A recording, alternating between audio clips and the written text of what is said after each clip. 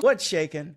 Hi. Joy Revolution podcast with your boy Mark Cordone. For those of you who have not met me, I get to do some cool stuff. I get to help people who are ready to change the status quo through joy and creativity. And let's get right to this, take number 2 with today's guest. This is a person who studied theater at Temple University, the owner of Finale Events and president of Event Incubator. He will also be speaking at TEDxOcala November the 9th. So you can go and get your tickets at TEDxOcala.com. That's OCALA.com. Thomas Puketza, what are you doing on my show? What are you doing here? I don't know. I just turned up. I was knocking on the doors. I needed some like drinks and some snacks, and you just, you know. I gotcha, man. We got your drinks and your snacks, bro. You saw me on that Arlo camera. You're like, who the hell? Like, fine, come on. Absolutely, dude. So you do talk all things creativity and resilience. You started this game like when you were super young. Yeah. And just to kind of frame the idea of like what creativity is for you and the way that we're going to understand it on the podcast, how do you actually engage with someone or define creativity? So that's an interesting question. I spend a fair amount of time talking about that in the actual talk. And creativity, I at least define as, it's kind of a central question, and it's just what if. It's the start of a thought experiment. It's just, you know, you could be looking at anything, and it's just like, well, what if I did this? Or what if these things were purple? Or it's just that general curiosity and inquisitiveness, just opening the conversation with the universe. I really, really like that in terms of like what creativity looks like. Because when you say it like that, the what if is something anybody can use in their life. Absolutely. And I think one of the things that's going on when it comes to creativity nowadays, a lot of people are saying, I'm a crazy creative. I have an insatiable appetite for creativity. Whereas at least where I come from, or where I'm coming from, is that creativity is something that everybody has. It's not something absolutely. that one person has and we don't have. I feel like it is something that everybody has. Is that something that you see coming up a lot when people come into your zone of genius and could be saying, but I'm not creative? Yeah, that's actually, you know, it's funny when I submitted my video to TEDxOcala, I specifically talked about that, where people are like, I'm not creative. And it's like, no, you're wrong. You're a human being. Therefore you are. So So, and I mean, just in my personal life, I've seen that all the time with people who, they don't consider themselves artsy or this or that. And like they get to writing something and it's like, they have everything you're supposed to have as a writer. They have a very defined, clear voice. I can tell it's them when they're writing. They have an excellent choice of words, and they just, you know, jotted something down or did something like. I love that, man. I totally love that. And you know, I guess kind of the origin story, because we're about to go into yours, of when I was young, I remember that the message that I would get from adults would be, especially my parents, when I'd be acting up or doing something like that, they'd be like, oh, Mark has an active imagination. You know, and I'm like, oh, that's great. I'm creative. But I remember getting older and being like, wait, I think they were saying something to diss me. Like don't mind him. He's got an active imagination, you know? Yeah. And I think it took me a lot of moving through stigma to understand that, like, you know, being creative is not a negative thing at all. Yeah. Having an active imagination is not a bad thing at all, you know? Exactly. And it was really difficult when I was putting the speech together, because that was bleeding in, like my whole lifetime of angst and the arts was like seriously bleeding into the work. And it was either in my tone of voice or certain things I was trying to cover. And one of the problems I was having was that I was trying to cover too much. But yeah, like there's a definite, I think it's ironic, it's so intrinsic to us that we almost can't see it. We're too close to it. And so then we have this really weird relationship with it, and we don't know what to do with it. And yeah. So what do we do with it, dude? I think the word I would go for is probably integration. Another thing I bring up in the talk is that, like, we think of the arts in particular as just something like people either do or don't do, have or don't have. It's like this skill or quality or like this magic power that, you know, Gandalf gets or something. Like, but it's really like no, everyone's got it and they're using it, they don't realize it, and but we have this preconception, and that happens on both sides of the divide. Like, artists are annoying because of this divide in some ways, like, because they get a chip on their shoulder and they don't want to admit it, you know. Like, and creative people, or not, or I'm not, or normies as the artists would call them, like, I got it. Like, you know, they end up forming their opinions and all this stuff, and so there's this, it's this weird, just, yeah, like I said, nobody knows what to do with it. I'm beginning to think that there was a point where I was in a band, right? Mm-hmm. And so one of the things that I noticed was that, like, sort of the other artists around us, we were kind of the dark, brooding, you know, like, have a cigarette by yourself type of folks. And I caught myself becoming like that, right? I caught myself picking up on, in order to be a creative, this is the way we engage with the world, man. Right. You know, I'm writing songs that are really big, man, and I'm angry, man, and so I take it out in my craft, man. So, but yeah, I saw you kind of lean forward on that one. Yeah, it's like that line in every, like, dance movie. Like, there's always some point where, like, the protagonist is like, I just want to do something real, and, like, nobody stops to ask, like, what are you even talking about? You're dancing. How is that more real than going to work? Well, I mean, when you were studying theater, was there sort of a stereotype to the way folks would be or anything like that? Yes. Okay. And I'm also, like, I'm a black sheep among black sheeps. Like, I went to college very late in life. I think I was I was almost 30 when I graduated. Nice. I got my degree at, like, 28. Okay. Which is a whole other thing, which also keys into, like, some of this discussion. You're talking about origin stories, but I'm a creative, man. I gotta push it back. I need to be 30. Yeah. But yeah, theater people in particular, there's, you know, a lot of the stereotypes are true. I love them. They're my people, but I am also a stage manager, which means there is a part of me that does want to slap them. And, you know, it is all said with love. Like, you know, it's because, you know, my whole job when I do stage management work is to put them in a position where everyone can do their job and do their best work. And when that happens, it's like, my God, like, So you're a holder of the space.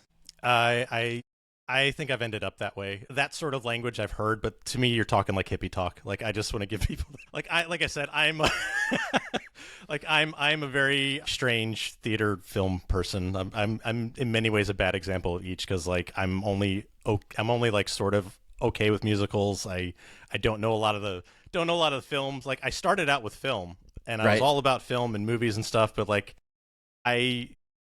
film majors themselves are their own beast, and dear Lord, like,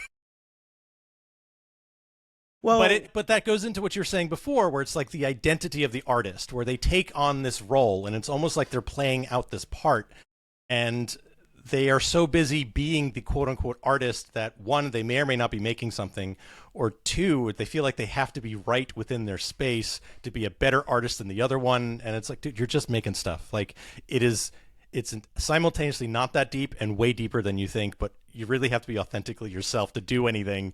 Like, that makes so much sense. And there must have been something when, you know, you were coming in a little bit later than your colleagues at Temple and being like, I guess I kind of have this advantage of knowing who I am. No, God, no. I was. Can you make me look good at all? Like, come on, dog. This is the best I got. Great time. This is awesome. This is the best I got. Well, so in some ways, yes, but really, it was the. I'm losing my train of thought.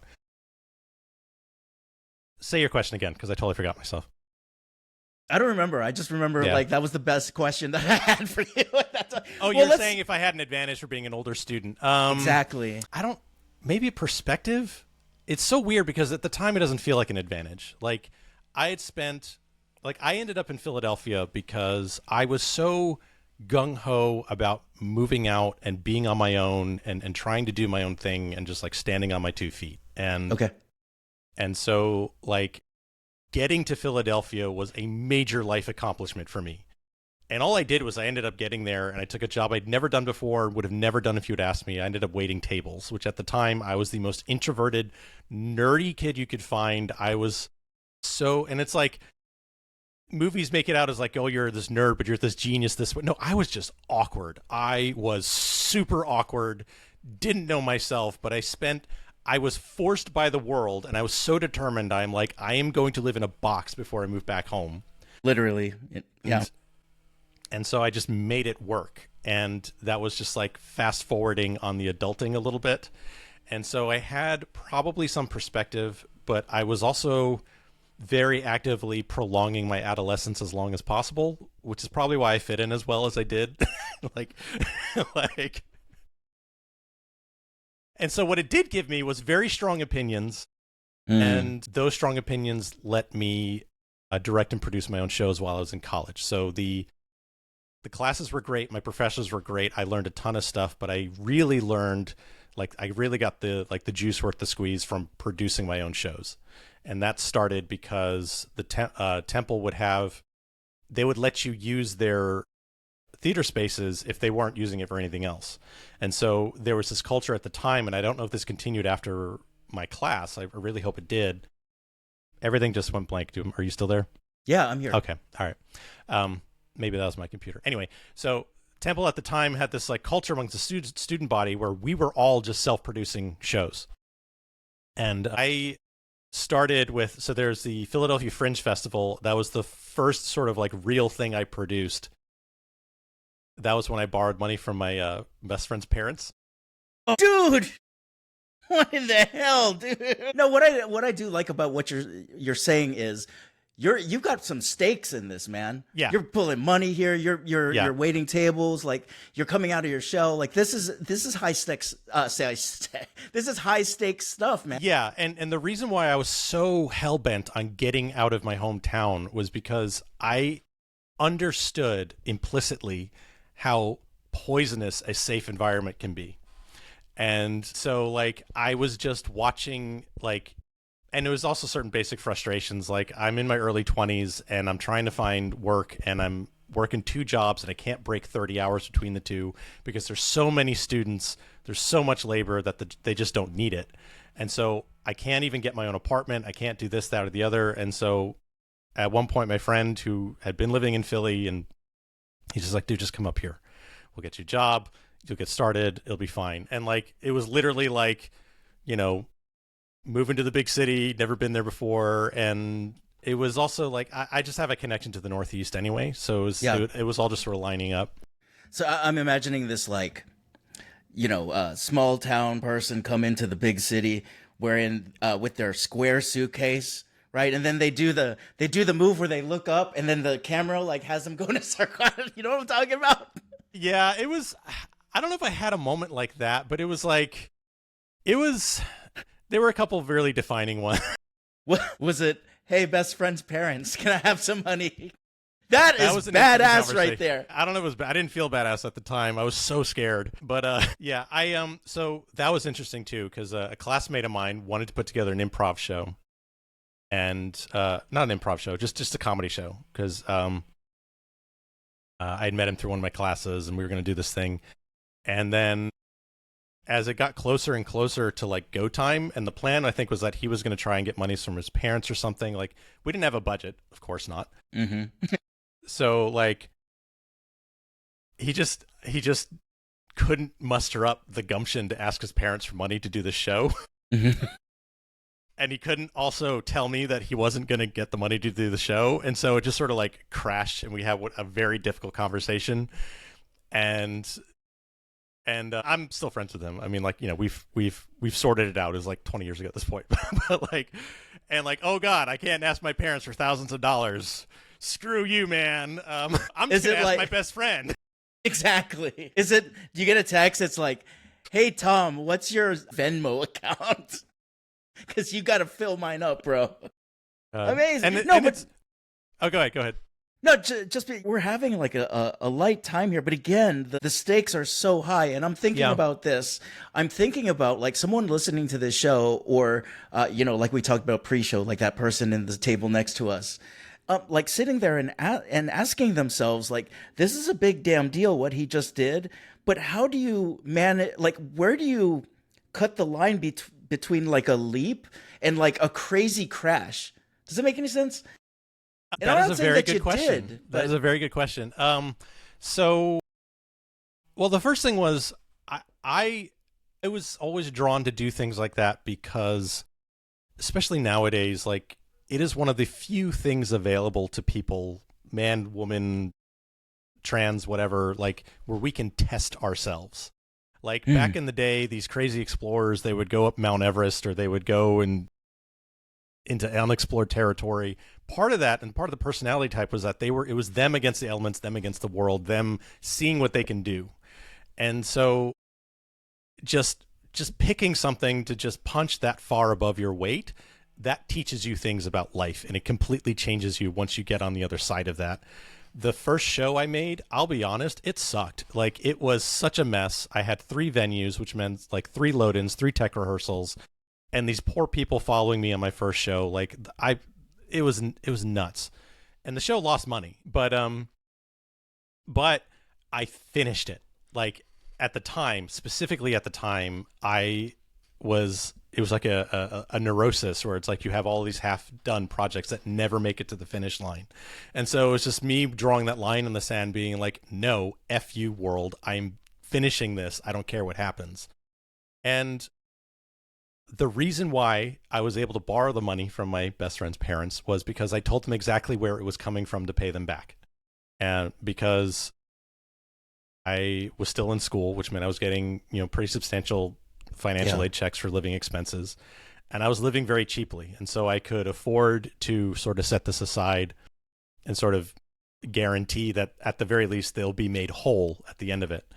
So, and they had known me like most of my life at that point. And so like, it wasn't that they, didn't trust me or anything. And they were like, yeah, okay. And my best friend is a musician, and so they were no stranger to the arts. I was just doing something else. And so like, I can imagine the conversation they had, but, God bless them. They saw enough in me to do it, and it made a huge difference. And like, nobody's ever going to see that show. I still have the scripts, and they're not bad. The scripts are decent, but like the, especially for someone writing it at the time, but like the show itself was a first show. So I was making all kinds of mistakes. I was pissing all kinds of people off. I was, there was a couple like, I'm never going to do it this way again kind of moments, which I then took with me thereafter.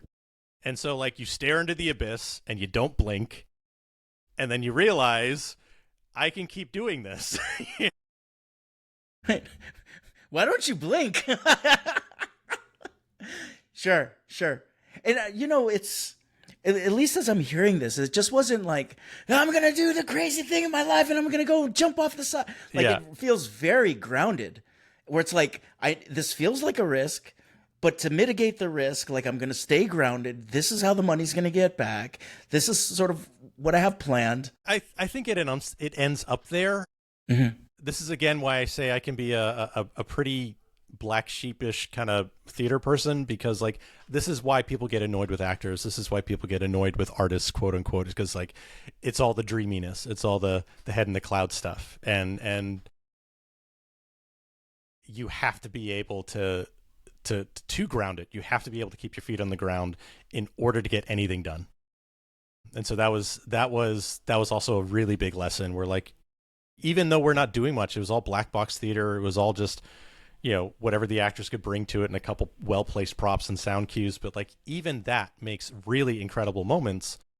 And even that has a price tag and you need to schedule, you need to be wise with your time. You need to be wise with other people's time. So a lot of theater companies that still don't do that. Yeah. So, yeah.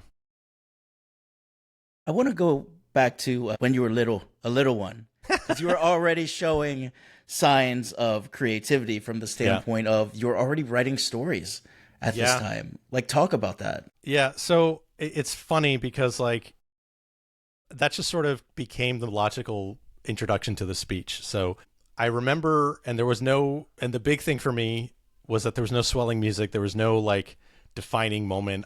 I kind of just picked it out of a hat. I'm going to be a writer. And I was telling my friends about it. And they're like, oh, that's cool. And then like, and then I wrote this story, like my cousin and my brother and sister and I, we would all like, we were sharing stories at my cousin's house or something. And so like I ended up writing my first story about a serial killer at the age of 9. But in doing that, I got a whole bunch of validation for it. And so I just kept writing stuff. And every time I did, people were like, this is really good. And so it just sort of reinforced it. And it just stuck. So and, yeah, it's Halloween right now, right? Okay, yeah. You said you were kind of into the dark, the macabre. Yeah, I have a definite dark side. I'm a man of contradictions because I have all of these massively positive, optimistic beliefs, kind of like covered in this. Everybody's terrible. The world can be a cruel place. Like, like I want to log in and see what your YouTube history is right now. Like, it's probably positive psychology and like those lazy masquerade horror stories that are on. It's like there's a couple. There's a channel called Dark 5 that I really enjoy because like he delves into like all kinds of just like weird strangeness. But there's a couple things like number stations I love because they're just so creepy and there's no explanation.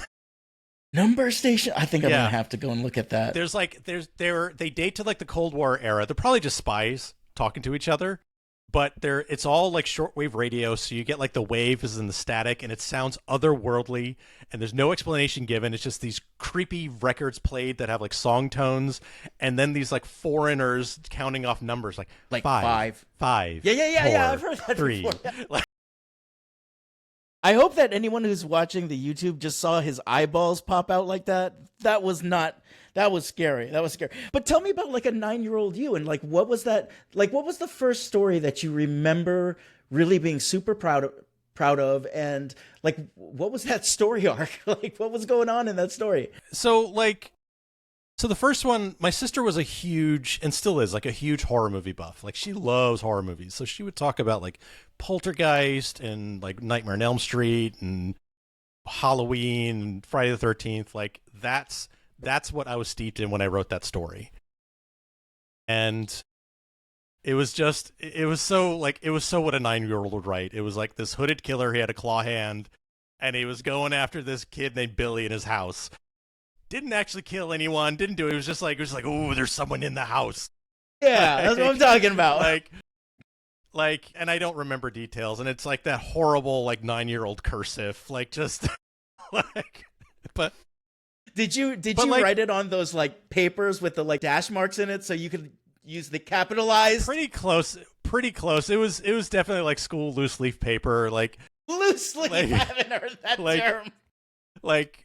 Yeah. It was on loose leaf. But then, like, after that, you know, like, in 5th grade, I wrote this whole thing about Christmas. It was all Christmassy, and everyone really liked it. And then, in 6th grade, based on a dream I had that was really vivid, I wrote a story about that. And that was, like, getting into, like, serious sci-fi stuff where, like, this kid would teleport, but every time he did, he would sort of explode. Like, just weird stuff. And part of that was because... That feels like a Monty Python bit right there. But at the same time, like, I was also getting steeped in, like, some, like, really iconic 80s sci-fi movies. Like, I saw Aliens at the age of, like, 9 or 10. I saw RoboCop. I did, too. My dad drugged me in it. He snuck me in it. Predator. Watched all that in, like, 3rd grade.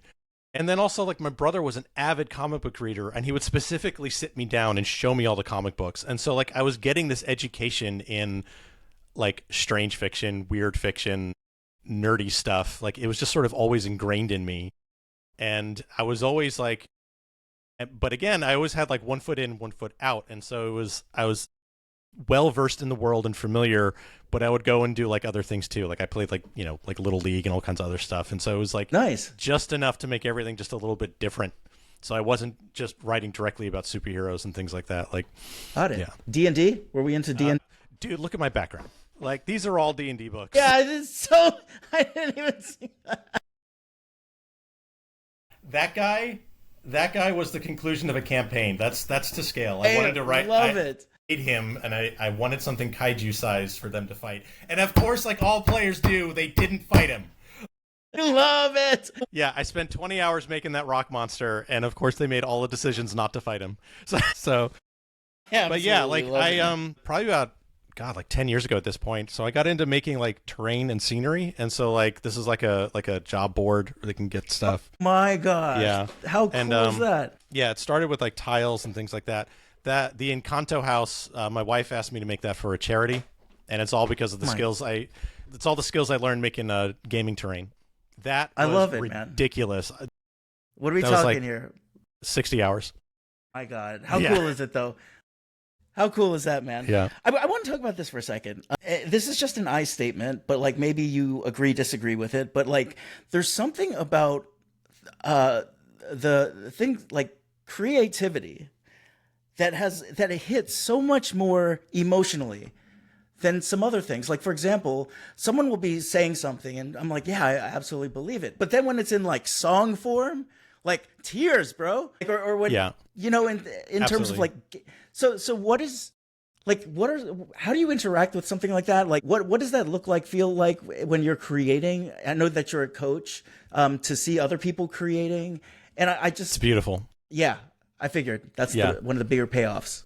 Yeah. It's, like and it's weird. I get total Grinch moments because I am just full of piss and vinegar all the time, total resting bitch face. But then like I'll watch someone I coach, like when I'm the organizer for TEDx Gainesville and I coach those speakers, and some of them, like when they hit their moments and I can see it going through the audience, like I'm like, I'm not crying. Like, because like, and what's going on there, and this is my opinion, but, I think the whole point of art is that it's engaging on a level that it's the whole show don't tell thing. So like if you listen to a song, and the human brain has very specific things that allow it to get that emotional tonality from noise, essentially. Like I think I was watching something on pets, narrated by Rachel Bloom, and they were saying that like cats can understand certain things about music, but not all the things about music. So to them, it's just noise. But there's something in our brain that lets us attach emotionality to it. But same thing with like a poem or imagery, a good novel. You're communicating on more than just the medium. It's an emotional thing. It's able to convey that person. I used to really hate this phrase, but I kind of understand a little more now. Like the show Top Chef, one of the chefs used to say that she put love in all of her food. And I think what she's trying to say there is that she's engaging with it on like more than just a job level. Like she's putting herself into the work. And anytime you do that, you're going to resonate with somebody. It's something about that's going to work. If someone's coming through and they're like, I want to put more of myself in the work, I want to get to that level of creativity and love, I just don't know how to. How do you coach somebody through that? Vulnerability. You get them comfortable being uncomfortable. Okay. That's all Brene Brown stuff. Like it's, and really like the stuff that you are usually the most scared of sharing is the stuff that will hit the hardest. So, and this is also why it can be cathartic, because you find your tribe, you find your people, you find someone to validate your feelings. I'm not actually crazy for feeling this way kind of thing. Like, yeah. Hey, are you picking up what I'm throwing down here?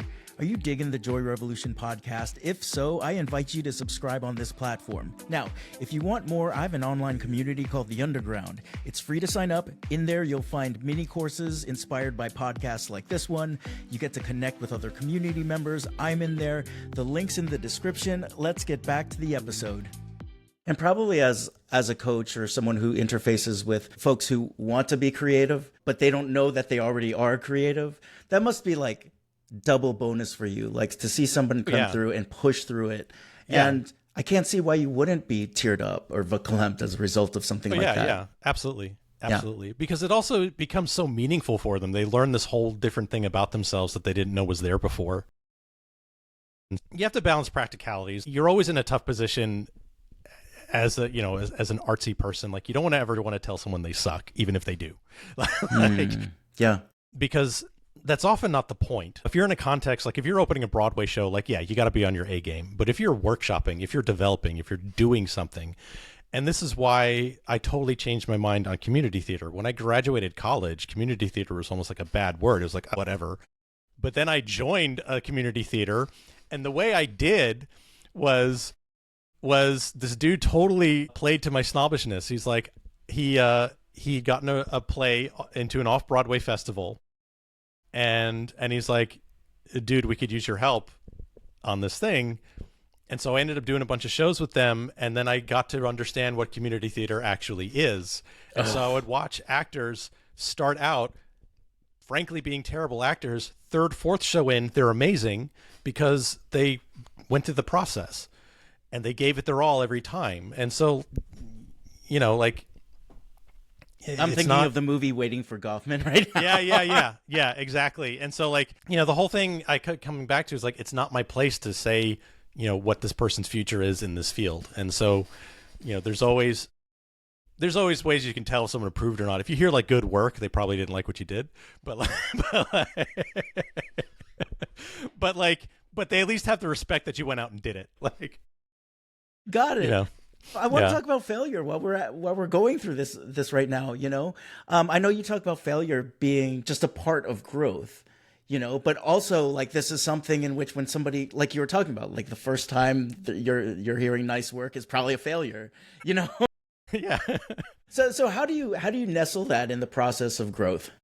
Oh, I think, well, you can't develop anything. Like, to me, art resembles also a lot of science experiment, because like a lot of scientific experimentation, because you're always seeing if something works or doesn't. That's why you go and you run it by a friend or a coach or a test audience or something. And because you're putting too much of yourself into it not to land. And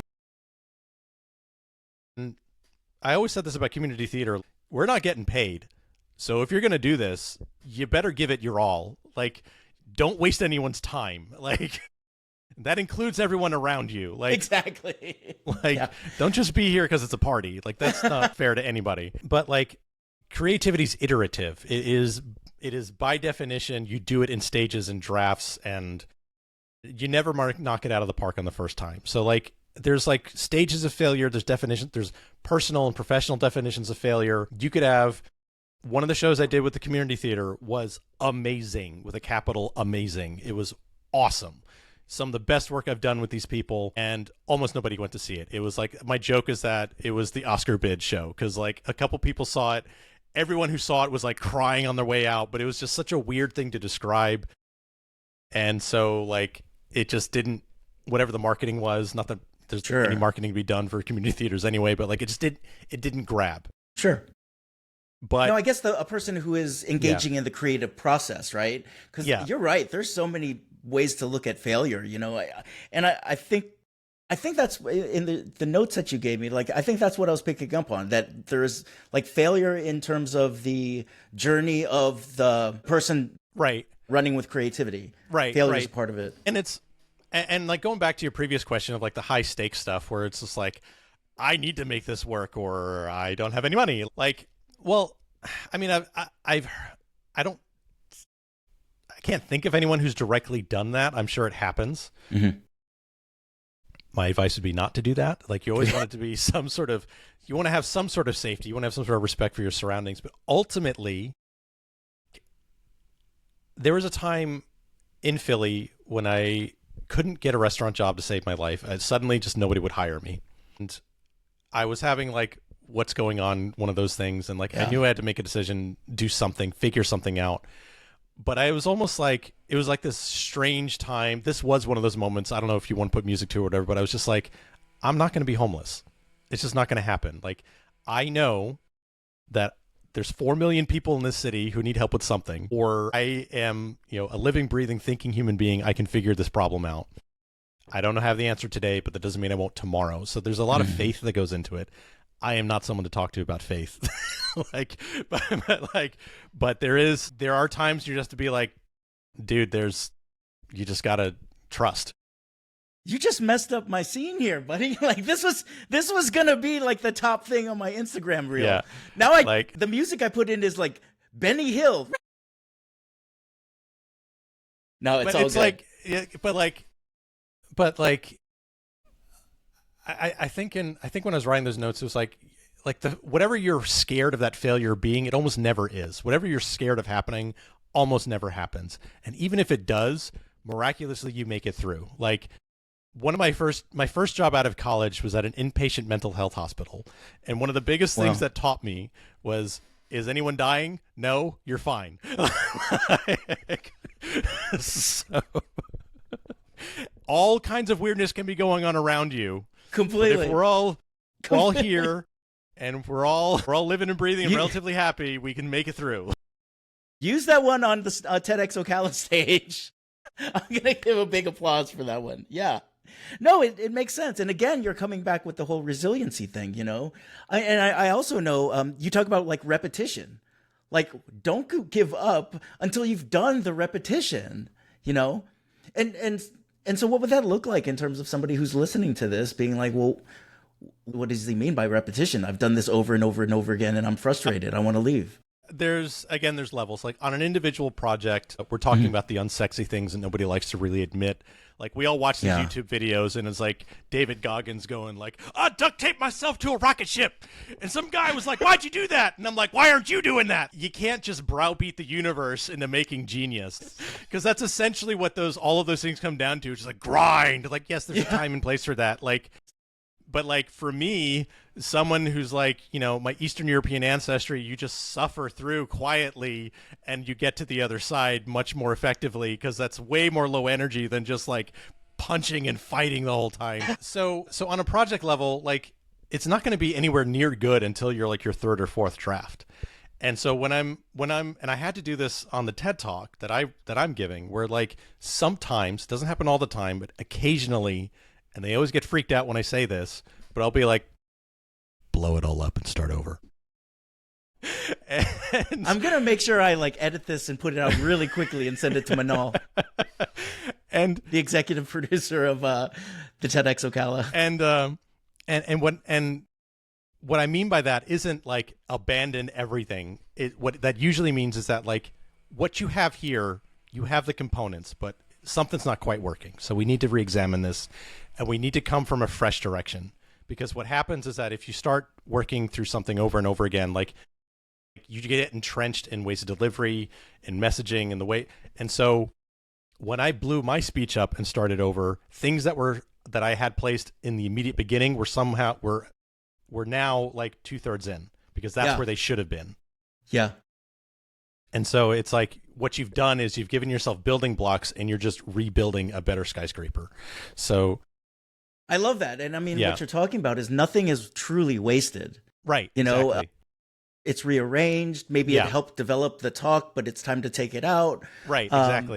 Exactly. And so like, that's like just on a project level, like everything, again, it's going to be iterative. You're going to have to try out over and over and over again. And anyone who's had any success in creative business, like Pixar talks about this, like, but just like repetition, now you're getting into like the entrepreneur part of it, where it's like the faith part of it, where it's like, I have had no evidence of success. Why am I still going?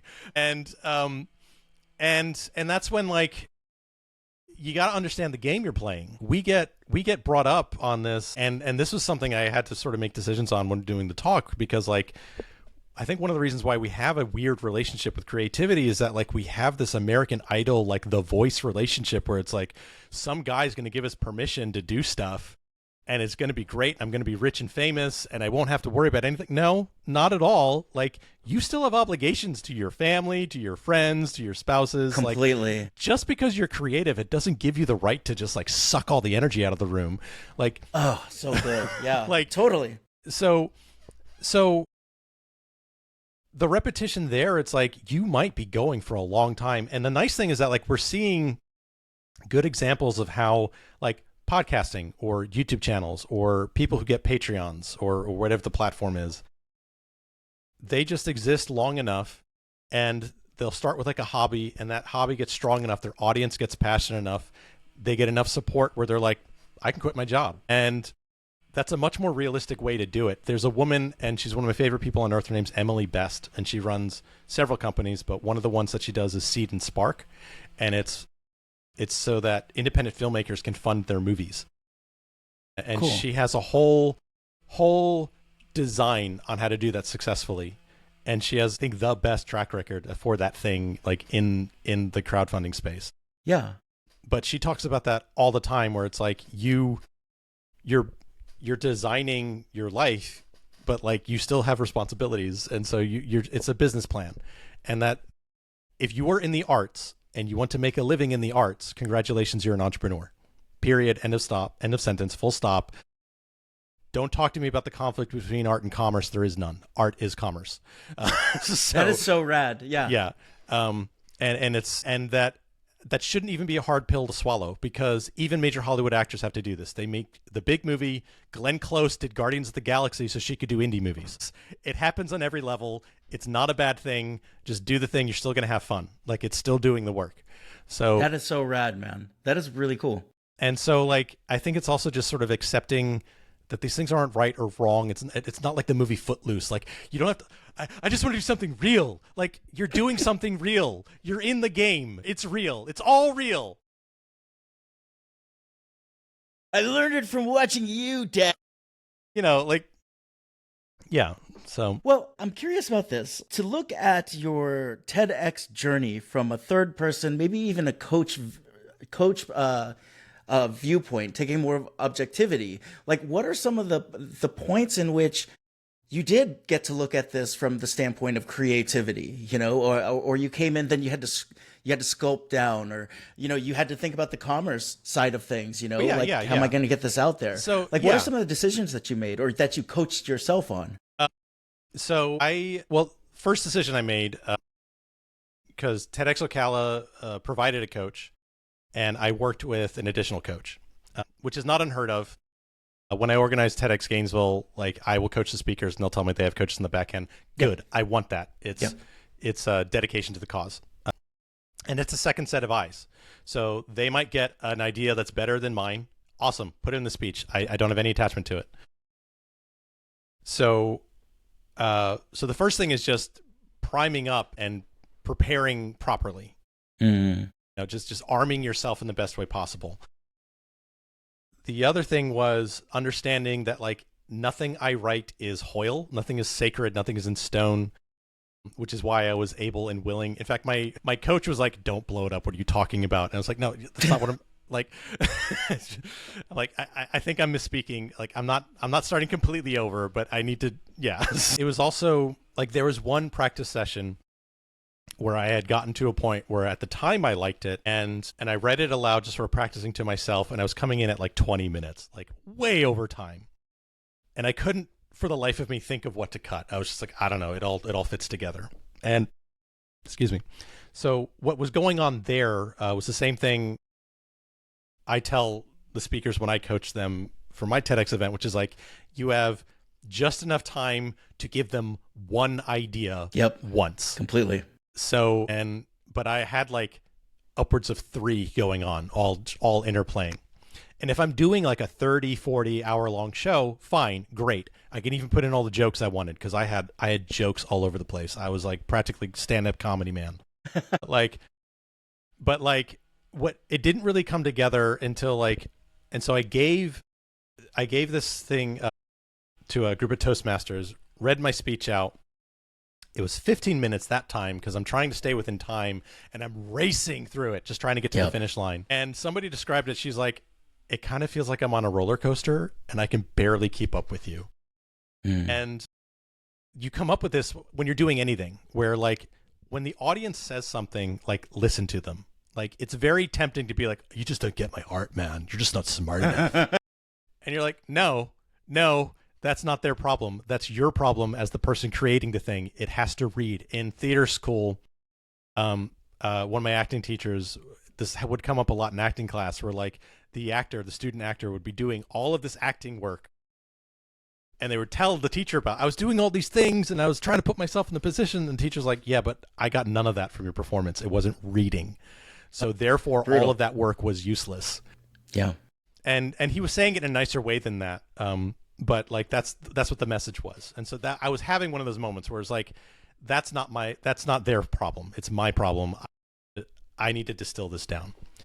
And so that's a pretty selfless mindset too. It's, you know, because like, it can be difficult to keep, because you get so attached to certain things also. Yeah. But that's what the book is for. Yeah. And what was it? screenplay, the book screenplay, Sid Field has a phrase in it, and this is like everybody who writes screenplay knows about the book screenplay, but he has a phrase in that book, and he's like, "Learn to kill your children." Yep. And what he means there is like, you will write some of the most awesome, amazing stuff, and it doesn't work, and you have to get rid of it. And so when I was trying to start over again, and I was getting blocked, which when you're this late in the process, because it was like I had like 3 weeks left. Okay. It was like 2-3 weeks ago, and it's like I still hadn't finished it. And so you're that late in the process, you're like, I can't get this together. I don't know what's going on. And so like you just sort of have to have like step back again and try and get one of those like Zen moments, like what's really going on here. And when I focused in on our relationship with art, that's when everything started flowing. Because then I knew exactly sort of what the why was in that talk. And I didn't hold on to anything I was really, really, really wanting to say, or any jokes I really, really, really wanted to tell. I was just sort of riding the wave of what this message was.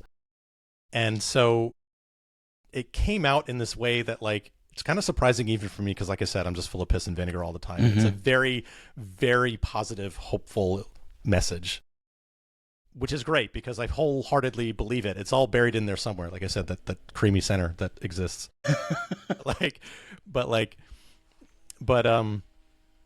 But yeah. And so I just sort of let it be what it was. And visual artists might understand this frustration. My brother, who can draw, would express frustration all the time that would never match what was in his head. And instead of trying to force something into that internal vision, I just sort of let it evolve and be what it was. Totally. Yeah. Now, in terms of like killing the children, you didn't pull out the part of your talk where you talk about shanking a hobo in Philadelphia. I don't know where you got that. I don't know where you got shanking hobos. I was very friendly to hobos. I got a copy. I got a copy of your talk. I know your other coach. So okay, so here you are getting ready for TEDxOcala. Does someone who's done things like this in the past, do you still get like cortisol rushes? Do you still, like, when you stand on and you kind of look out into the audience and there's the big spotlight on your eyes, like, do you think you're going to feel the cortisol rush? More than likely. It's going to be, and I'm kind of interested, like, I'm curious to know what's going to happen, because part of me doesn't know how I'm going to react until it happens. We're having a dress rehearsal tonight. That'll be interesting, because I have barely got this thing in my head. So I'm going to be calling out line, all kinds of stuff. Well, the first thing is like, I'm in my 40s now, and I haven't had to really truly memorize. I haven't been in a position where I've had to do that. Like, all the theater work I've done has been on the back ends, where I've been producing or stage managing or something. I haven't been in front of people in a very long time. And so it's like, I got to dust off all these skills. So there's always that, like, can I still do this? Do I still got it? Yeah. And then it's also like, this is how I'm making my money. This better be good. Yeah. So there's that pressure. And the stakes. Yeah. The stakes are high. The stakes are very high. And I'm in the middle of, like, I'm putting together, like, so I have the event incubator, the nonprofit. There's a whole other project I'm doing with my company. There's the rebranding I was telling you about. I'm in the middle of like 4 projects. Any one of them would be full-time jobs. And I don't know how this happened. Like, I don't know how this happened.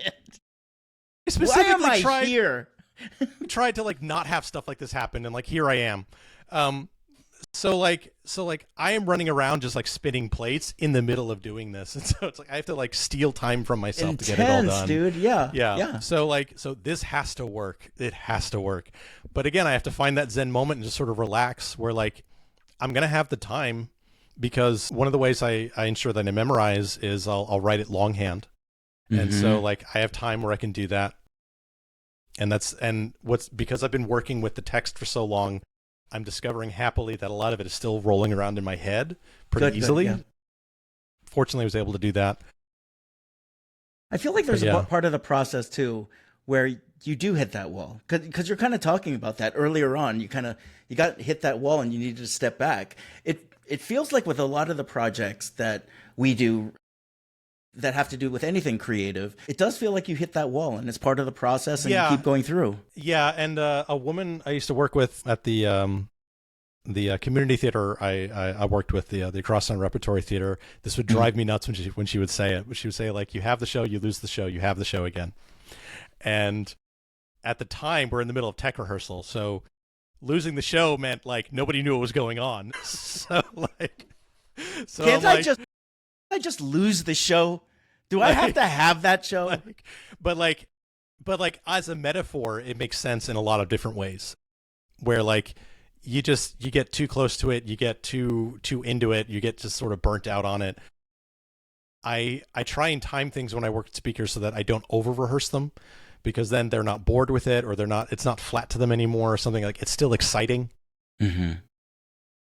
And so like you want to strike that balance where it's like it's fresh and exciting, and that they carry that enthusiasm, but it's not like so drilled into them where they're like bored of it on stage. Sure. You know, like yeah. I feel also that there's I like how you talk about like over rehearsing them, and also at the same time, how do you create situations for them to rehearse that are similar to the pressure that they're going to feel being on stage?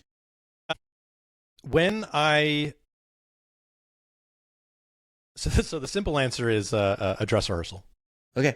So when I organize TEDx Gainesville, there's always a dress rehearsal where, if it's not in the space, I'll sort of replicate like as many of the conditions as I can. Mm-hmm. And it's like one part wedding rehearsal, one part just sort of procedural, because it's just getting them, because half of it's just getting them into the rhythm. Where like when you get to like the technical part of the tech rehearsal, like it's just for the sound guys and the lighting people. So it's not going to mean anything to them. So they're just like being, oh, you want me to stand here? Fine, whatever. But like, so you got to get them to understand, like, this assistant stage manager is going to come get you. They're going to hand you this mic. You're going to do this with the mic, and then you're going to come here. And then you will be introduced to under these conditions. And so you're explaining all that. And so that they can visualize that all in their head and sort of rehearse that and everything. Yeah, and then every time I do a dress rehearsal, like, I have them give the speech, because it's usually the first time I'm able to see them in person anyway. Mm-hmm. Various reasons, like they might be over Zoom or just unavailable.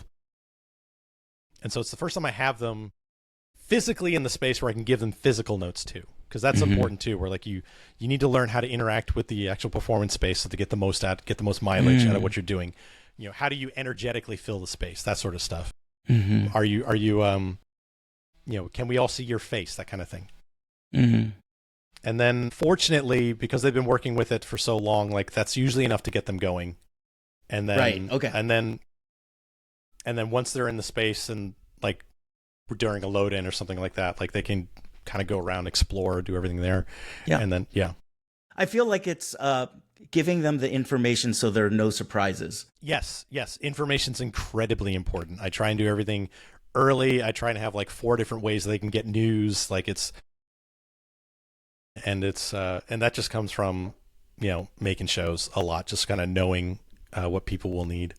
That's awesome. Yeah. That's awesome. I think we talked about this like right in the middle of the right before we recorded, that I have a producer sound man over here in my multi-million-dollar studio.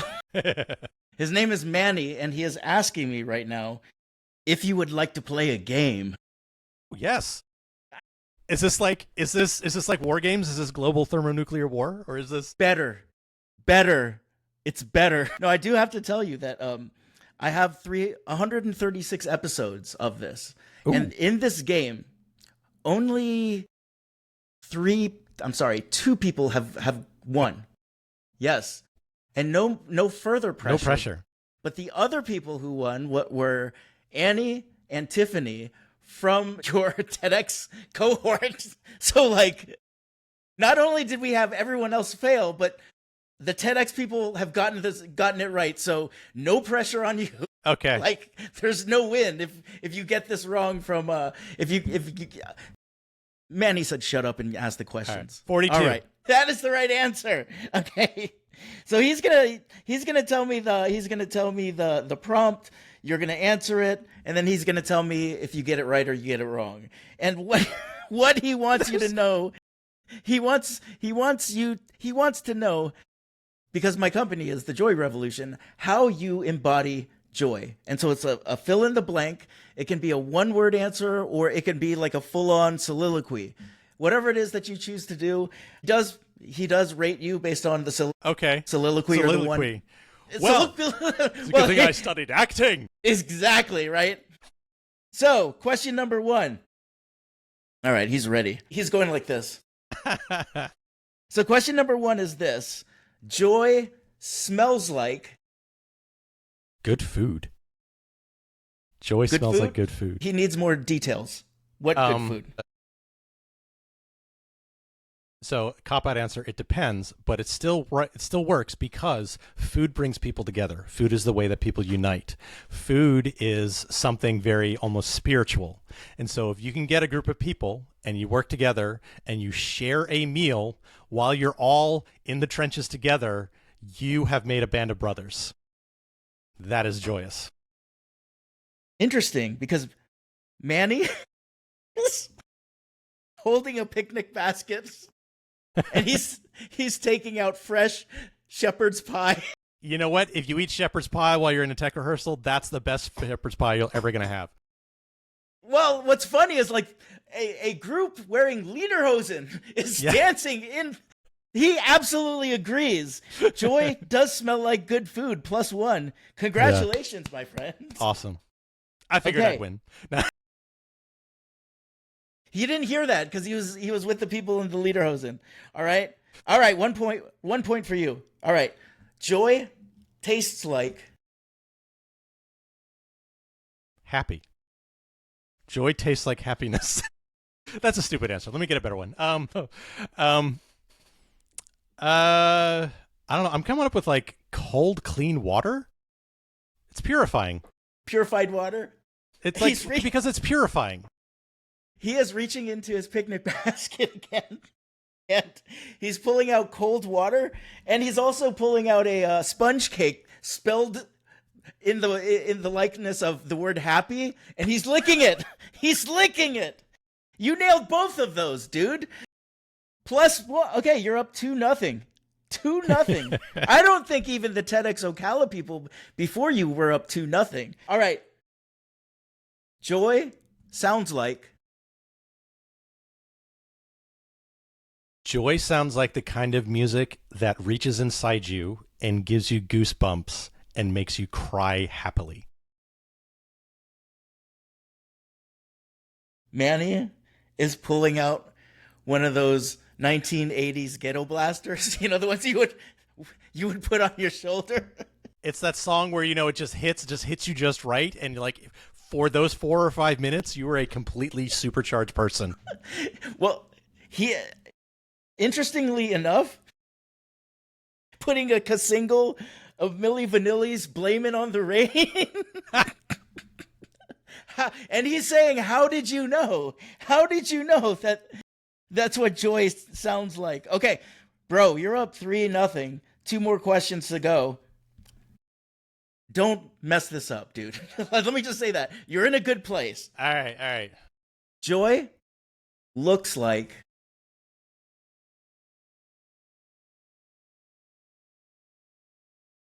Joy looks like. Joy looks sexy. Manny is reaching into his picnic basket again. He's putting on a lace robe, right? Enough to see some of his. A little something chest. For the ladies. Yeah. A little something for the ladies, right?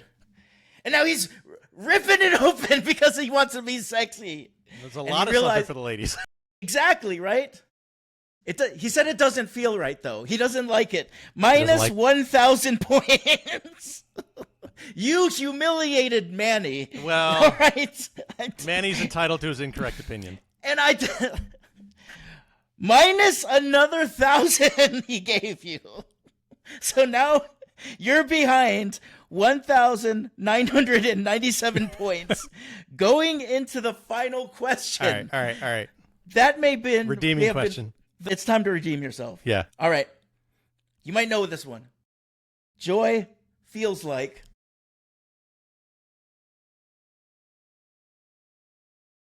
Joy feels like knowing you've done good work. It's that moment. This is the movie moment, like, because it's the time, like, after the first show, when, like, it lands, or like the joke lands, or the show happens and you get the first standing ovation, or like you've done it. It's that culmination moment, and it's that realization moment, and you're just like, holy crap, it worked. Like, holy crap, it happened. It landed. Like, Manny is removing his aviator glasses. He feels like this whole bit landed, and there's a single tear running down his cheek. 1,998 points. Congratulations, my friend. Awesome. You've won the game 1-0. You won. You've won, my friend, which allows you to go into the bonus round with me. Right? By the way, I love that. Oh, I think I'm going to put it on my soundboard one day and just keep using that. Okay, so to get a little bit more serious, the Joy Revolution essentially is two things, right? This is, and you kind of hinted at them both times throughout the podcast. The first one is that joy is sort of the feeling of ebullience, or you can reach inside, and it just feels like the heart runneth over, like where it's just full, man. Yeah, right. And then also, joy can be used to create social change. Right? Like, let's say that we're taking some things down. We use the joy of creativity to build it back up through joy, right? Right. So I'm gonna ask you what your joy revolution. And so with that said, what is your joy revolution? It has been over and over again, because you get reminded every time. It's being in that wind beneath wings. I'm talking generalities, but like, I started wanting to make stuff myself. It's a very egocentric, like, I'm going to be the storyteller, I'm going to be the next this and the other. But I have found so much happiness empowering other people to do that as well. So, and that to me has been revolutionary, because it has completely changed a mindset. It's in D&D, I would be a support class. But yeah, it's just and that's, it's almost better in some ways, because you get certain feedback you always look for as an artist. Like, did my work make a difference? Did this actually do anything? Like, and you're like, well, at the very least, like, the artist is happy, or, the speaker's happy or something. And like, you can see the difference they're making, because you have that eagle eye point of view. Whereas anything you make, you're all self-conscious about it. Like, even the speech now, I'm just like, Ted's gonna reject it. I don't even know what to do with it. But because it's like, there's that built-in sort of like self-consciousness. But like, helping someone else, like, you're able to see all, like, everything they bring, and empowering that's incredibly rewarding and joyous. Well, so, yeah. My gosh, number one, I can't wait to see you on stage November the 9th, TEDxOcala.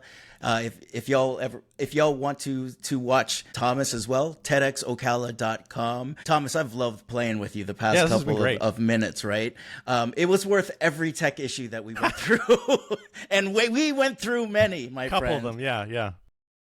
And also, at the same time, I know that you're up to a whole lot of things right now. So I'm going to put all of the show notes links in there as more of your projects come out. Yeah, you are a plate spinner. Yeah, they're all very exciting. Event Incubator is going to be able, like, we got together with, it's me and my two other board members. Like, we were all doing stuff, and we're all like, there's probably more people that are weird like us. We should probably help them. That's for anybody wanting to sort of like figure it out, like, you want to do a festival, or you want to do like an art show, or you just want to, like, and you don't know where to start. That's why we started that. That's a nonprofit that we're getting together right now. And it is so new that I don't even have a website for it yet, but it's coming. It will be here in the show notes. It will be there. You're coming back, hopefully, in the future. Because anytime. Because I'm stumped. We're at the one-man show that I'm writing right now, and I have a feeling you could, like, get me off that stump. Okay. Oh, yeah. So on behalf of Tom, Manny, and myself, I just wanted to let you know to start your revolution. Start it in love, in light, in shadow, and enjoy, baby. See ya.